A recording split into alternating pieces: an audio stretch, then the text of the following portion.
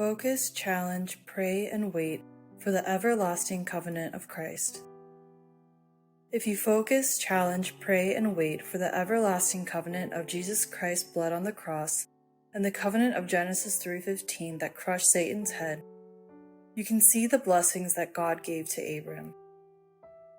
Like Abram, who became the father of many nations, God's covenant is with you, and God will make you very fruitful. God will make nations of you, and kings will come from you. God will establish an everlasting covenant between you and your descendants after you for the generations to come, and give the whole land of Canaan, where you are now an alien, and give an everlasting possession to you.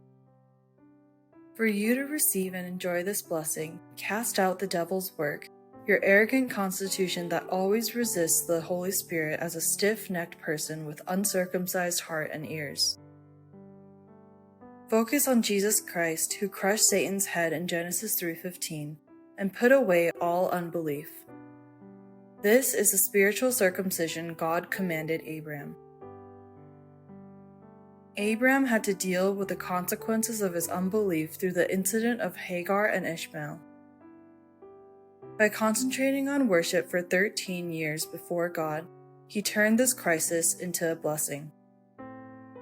After realizing his thoughts of the flesh and constitution of unbelief, unable to believe and wait for God's promise, Abram built an altar and called on the name of the Lord. As a result of focusing on worship and prayer, he was blessed to become the father of nations with the beginning of God's intervention. Therefore, place in your heart God's everlasting covenant, the covenant of the blood on the cross, which has become the way of completion, and focus, challenge, pray, and wait. The promise of God, the letter of Christ, was written not with ink but with the Spirit of the living God, not on tablets of stone but on tablets of human hearts.